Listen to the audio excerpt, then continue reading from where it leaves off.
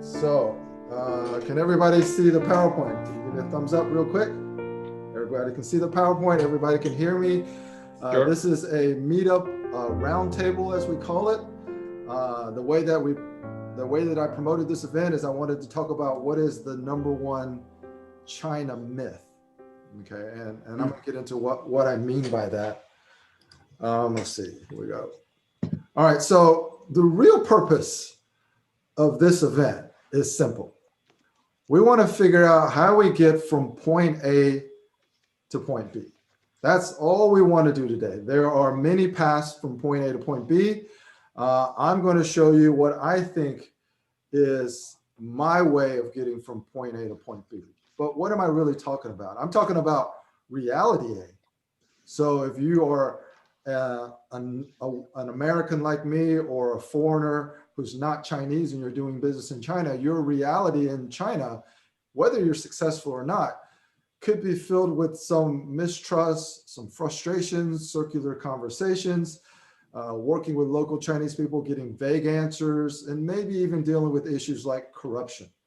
So that could be your reality A. And the question is, how do you get to reality B, which is greater synergy with the partners that you're working with, greater alignment, greater trust, greater cooperation, and of course, greater success. All right, so that's what we're really talking about today. And this is a really, really crowded field as far as everybody who's spent more than a year in China thinks that they're a China expert. And in many cases, they are, because they have 1 year more experience than somebody who's never been to China. And then you have all the way up to the McKinseys who offer all kinds of analysis and advice about China. And the question is, does that get you to reality B? So I decided to kind of create a lot of supporting content for this event. And I think our China myths actually become a dilemma. So I decided to change this event to call China Myth Dilemma and Breakthrough Challenge. And what do I mean by that? So I recently saw a question in Quora. This is like the Zihu in China, where people ask questions, and a lot of questions directed about China come to me because I'm subscribed to that link. And somebody asked, what powerful trick is used by Chinese negotiators to get what they want? Okay, so a lot of foreigners may have a very similar question in their mind. And I'm going to get into why I think this question is misinformed, and the fact that people think China uses a powerful trick is a China myth, and what that means to help you achieve your reality B, if that's what you're searching for in China. All right, so today's agenda is very simple. I'm going to do a quick 20-minute kind of overview of what I mean by the China myth dilemma. We're going to spend 60 minutes getting to know all of you and listening to your experience in China and your questions in China.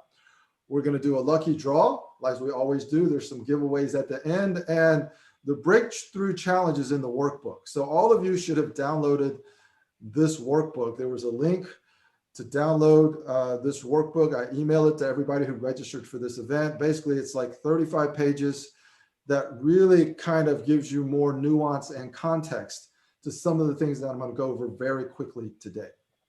Quick disclaimer, this is a public kind of meetup event, so I'm recording this, but I'm really only recording my portion, which is this initial 20 minutes.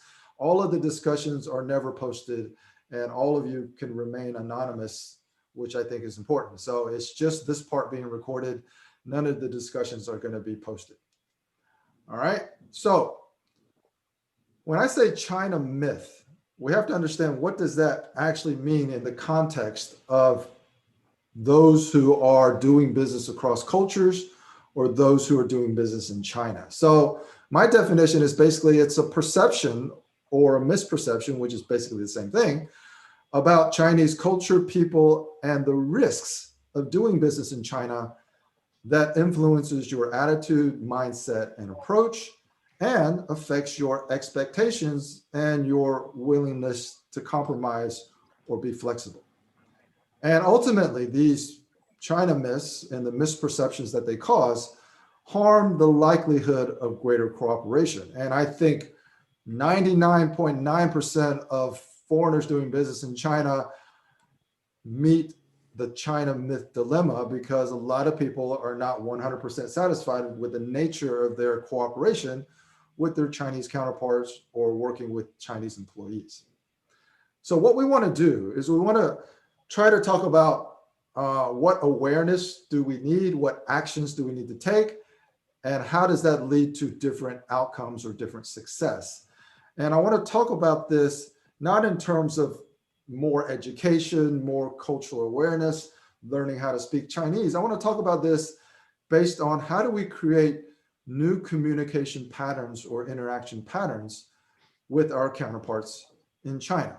All right, so, and what is the source of our misperception? So when we start with awareness, and again, this is going to be full participation.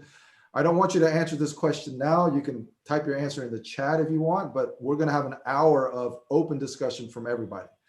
But I want you all to think about, has the media that you consume or advice that you have received about doing business in China resulted in any negative biases towards Chinese people?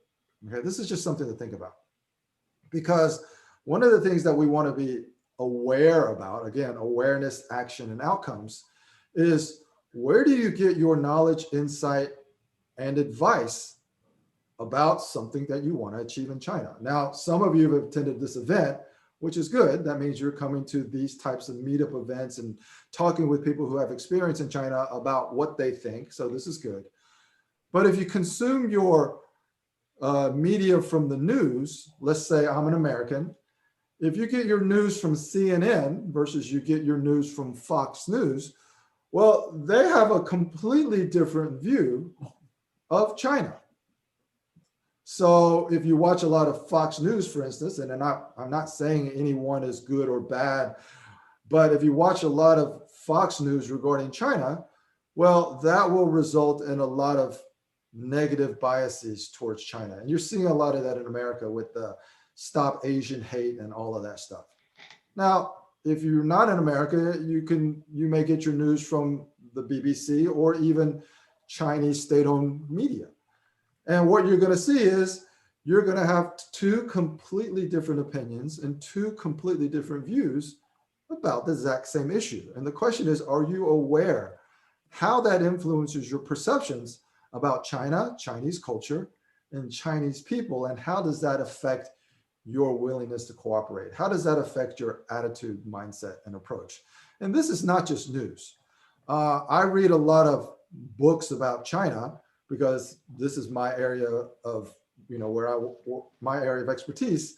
And if you read books like these, okay, and you kind of are influenced in a negative way by what these books suggest, then you're going to have a hard time really trusting the people that you're working with in China, because these books paint a very negative view of China trying to take over the world, and when I say our American values of freedom and democracy. That's the picture that books like this paint. And if this is shaping your view of China, it may cause you some difficulties.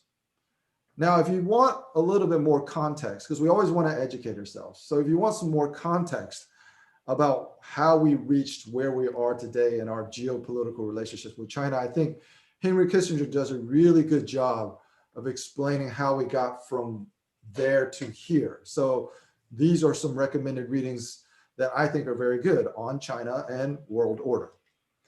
Now, there's a lot of other books, and they all fall in different areas of the spectrum of how they view China, what their recommendations are. And these are a couple other books that I think are very interesting. But instead of really talking about what books you should read, I just want to talk about the takeaway that I received from reading these books. And it's two. And this should apply to anybody who's doing business in China. And the takeaway is, don't underestimate China through arrogance, and don't misunderstand China through ignorance. And this is, again, awareness of what shapes our view, our worldview and perspective about China, and how does that affect our attitude, mindset, and approach when we start to negotiate with someone from China. So the things that I really want you to think about, because I don't think people think about this enough, is if we want to be more successful in China, perhaps you are already successful in China, but if you want to be more successful, however you define success, have you considered that if you created new communication patterns with your Chinese counterparts or your Chinese employees or your Chinese colleagues or your Chinese suppliers, might that be a source of strategic advantage? Because a lot of people try to seek change through advice. All right, so how do you deal with this situation? What do you do if Chinese are non-committal? What do you do if you think your Chinese people are behaving or stealing from you? One of the things that I think has worked very well for me in my experience in China is changing the communication pattern that I have with the people that I'm working with. Instead of the same patterns over and over in the same discussions, create new patterns and you might be able to achieve a different result. Okay, so again, awareness, action, outcome. Outcome is actually reality B that I talked about. How do we get from point A to point B? So the awareness is kind of what are our sources of information and what do our sources get wrong or out of context about China. So a lot of the analysis that is done on Fox News might be literally correct, but in the context of a global community and history, it's probably out of context, in my opinion. And how does that shape what we get wrong in our approach to win in China? All of us doing business in China, we want to win. So how do the sources that we consume affect what we get wrong in our approach about China? Because this is what really, I think, is the China myth. Because all of this, what we think, what we believe, what we feel, what our perspective and worldview is, this leads to the actions that we take. And the actions that we take lead to the outcomes or the results that we achieve. Whether it's, I've had this before in my 20 years of experience in China. I had a partner who ended up stealing from me, registering our IP, making fake labels and fake products, and then ultimately becoming a competitor. That was my reality. That was the outcome. And the question is, could I have created a different outcome if I had had greater awareness on what my Chinese partner was actually asking for when we were actually doing business together? And what happens is when you have these negative experiences, so I've had a partner lie, cheat, and steal. There's a case study that I did and a blog that I did about lie, cheat, and steal. If I look at that situation with an unhealthy perspective, what happens is it creates a negative self-fulfilling prophecy loop.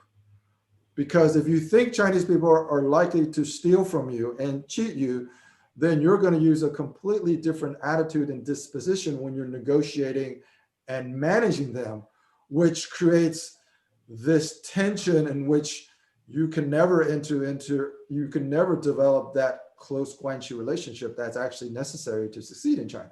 So it becomes a negative, self-fulfilling prophecy loop. In order to break that loop, we have to dissolve our China myths. We have to understand what are the realities in China. In Chinese, it's called 中国国情.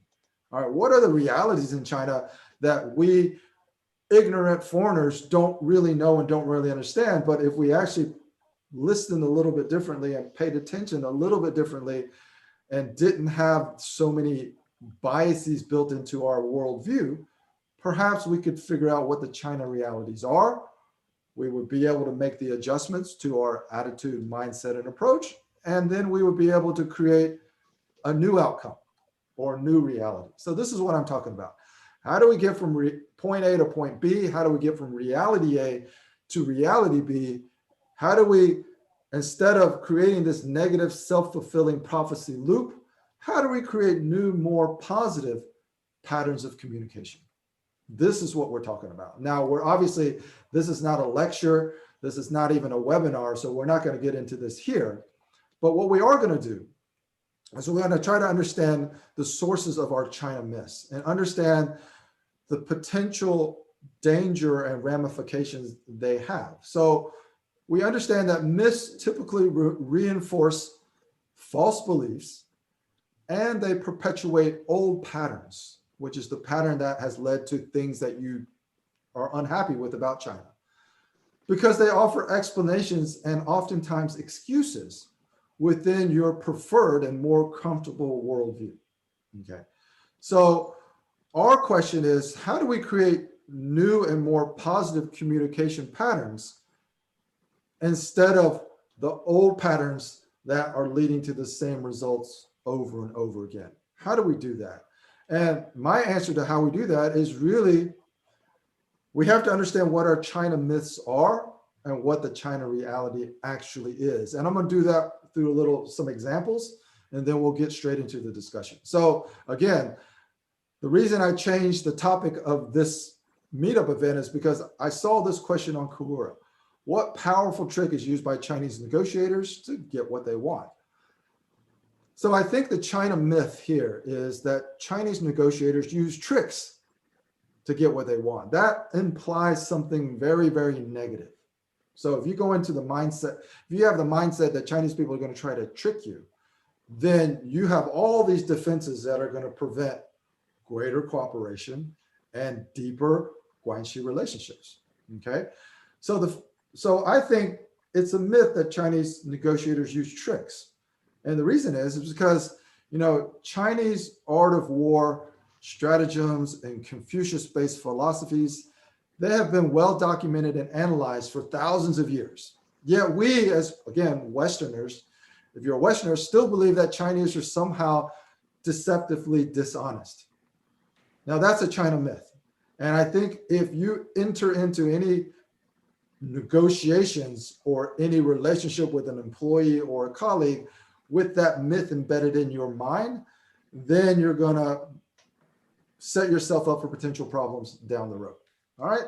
So I actually posted a question in LinkedIn and I got a lot of your feedbacks. I've blocked out your name, but you can claim it if you want.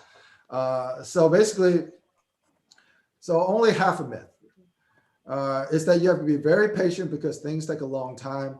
True to start with a relationship when trust is being built. Once it gets into action, China speed kicks in and Westerners find themselves getting what they may see as impossible demands to act extremely quickly. So a lot of people have this perception about things in China move so fast that if you don't understand China speed, you're going to fall behind, you're going to lose, whatever that might be. And it said, but it also says there's a kind of a contradiction there. It says you have to be very, very patient. So you have to be patient, yet everything moves at China speed. So what might the myth be? Again, these are not absolutely correct answers. These are just things that came to my mind when I started looking at people's opinions or advice about doing business in China. And I think the China myth may be that patience is what's needed to succeed in China. Okay, so the reality from my experience is that patience might be a trait that many foreigners lack when they do business in China, but I think success is more dependent on what you say or don't say and what you do or don't do while you're being patient. So just being patient by itself really isn't going to unlock greater success or better outcomes. Again, what we're trying to do is we're trying to look at things that people say about China, things that people believe about China, and try to extract, well, what is the myth and how do we overcome that? All right, so let's look at this one.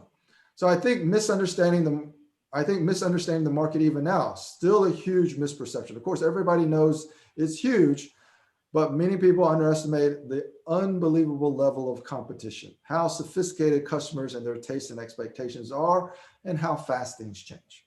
All right, so this is a common perception about China.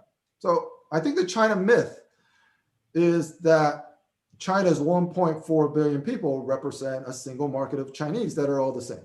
And I think if you really talk to China experts, they will tell you that China is not a homogeneous market. Okay. So it's a misperception that China is this huge homogeneous market of 1.4 billion quote unquote Chinese people, because China is quite diverse. It has quite diverse demographics. Each province has a unique language, a unique food, and a unique culture. So if you just even break things down into demographics, ages, every 5 years in China represents a different age demographic. So if you're a teenager, if you're 20 to 25, 25 to 30, 30 to 35, 35 to 40. So instead of being overwhelmed by the level of competition and how fast things move in China, you should really just do what most marketers and strategists advise. Just really understand what niche, what demographic you are focusing on, and then market and deliver value to that niche and differentiate yourself just to that very small subset of 1.4 billion Chinese people. Because even if it's a very small subset, it still could be tens of millions of people. So this is a myth to think that China is this huge market and there's all this competition, of course, but every competition is in a slightly different market segment. All right, a couple more. In my experience, Western companies repeatedly find it difficult to accept how to move out of your comfort zone if you want to be successful in China. On the one hand, you have to spend a lot of time building good relationships. You have to be able to handle speed and flexibility, again, the China speed. And many who fail in China usually are not ready to accept those conditions. All right, so what might the China myth be here? So I think the China myth might be that getting out of your comfort zone is necessary to succeed in China. Because that's almost like a misnomer. I mean, you almost have to get out of your comfort zone to build any new relationship with any new person anywhere in the world. So applying this specifically to China, I think creates a lot of creates a false narrative. So instead of, in my opinion, instead of defining our frustrations as comfort zones or uncomfort zones, I think what I try to do is I try to help people reorient their attentions to the tactics and strategies that create more positive interaction patterns with your Chinese counterparts. All right. So again, I hope you, because we're going to get into a discussion really, really soon. And I just want to kind of give a few examples so you know where I'm going with this. Because everybody who has experience in China will have advice, will have observations, and will have perceptions. But the question is, how does that help us get from reality A to reality B? And in many cases, in my opinion, it doesn't. And what I've been trying to do is I've been trying to develop a way and an approach that will actually create reality B. All right, so here we go. Misconception is often believing that we know enough and we don't really understand their mindset. So this is good, talking about Chinese mindset. Chinese first reaction to foreigners is often skepticism. Trust is not automatic, quite the opposite. It must be gained, it takes time. One must be willing to put in the time and the effort. So all of this is true. You need to stretch your comfort zone. Again, that comfort zone thing, again, getting comfortable with ambiguity, for instance, is challenging but crucial. And with curiosity, humility, and empathy, you might be able to achieve better results. Okay, so a lot of good advice, a lot of good observations here. But how might this be a China myth? Okay, so from the characteristics of Chinese culture, the China myth that Chinese people will never fully trust a foreigner. So there seems to be it seems to be implied that because you're a foreigner, it's going to be more difficult to gain trust because Chinese people are naturally xenophobic and they don't trust foreigners because of their history with foreigners. But I actually observed that I think the opposite is true. Now, Chinese people aren't very trusting of other Chinese people they don't know. Whereas they often believe Westerners are more trustworthy. Well, a lot of times because they're naive, they think that Westerners are naive, but it's because Westerners aren't trying to gain these small advantages. In Chinese, we call it 占便宜. So Chinese culture, which is haggling, everybody's always trying to create some kind of advantage. So if you're a foreigner, it might be easy to take advantage of you, but foreigners don't have the mindset to try to take advantage of Chinese people in that same way. And Chinese people know that. So Chinese people are actually more naturally trusting of foreigners than they are of other Chinese people. So that is how I would analyze this statement. But I think what's important, it's important to note that trust is always relative to something else. If you go through the Solving China's Unknown Unknowns, I've released some free information. There's actually a program. Chinese people, trust is a cultural dichotomy. So how Chinese people think of trust and how Westerners think of trust is actually different. So it's hard to put the same definition in two different cultures. But if you want to try to use the Western definition of trust, Chinese people will generally trust those they have deep Guanxi relationships with the most. So the approach, if you want to be successful in China and you want to develop greater trust with your partners or whatever, is to deepen the Guanxi relationship. And that should be the approach. All right, I think there might be just one more. All right. Misperception that I encountered about Chinese people is that they don't commit, when in reality, it's just a different form of communication. Okay, so there's nothing false in this statement. But the question is there a China myth contained within this statement? So here's what I think. So relative to what most Westerners expect when they are offered a deal or an arrangement, Chinese people are generally non-committal. Now, in my opinion, this is not a myth. This is not a myth. Now, what may be a myth is why they are non-committal. Okay, so they are non-committal because they don't understand what you're offering. That's a myth. They are non-committal because they're trying to figure out how to cheat you. That's a myth. They are non-committal because they're greedy and they're always looking for more. That's a myth. Okay. The fact that they are non-committal, that's not a myth. So to understand this in the Chinese cultural context, is understand that Chinese don't like to quote unquote commit because it is in their culture to always leave room for negotiations and flexibility later on down the road. So when we talk about the cultural dichotomy of negotiations, where Westerners think negotiations is over when the contract is signed, and Chinese believe the negotiations don't actually start until after the contract is signed, that's a dichotomy. That's a cultural dichotomy. And this is the reason why Chinese people feel non-committal to Westerners, is because Chinese people are just trying to leave room for negotiations and flexibility later on down the road. Otherwise, there would be no space to exchange goodwill and deepen the Guanxi relationship over the lifetime of working together. All right. So those are the examples that we have about the number one China myth. We're going to get into discussions from everybody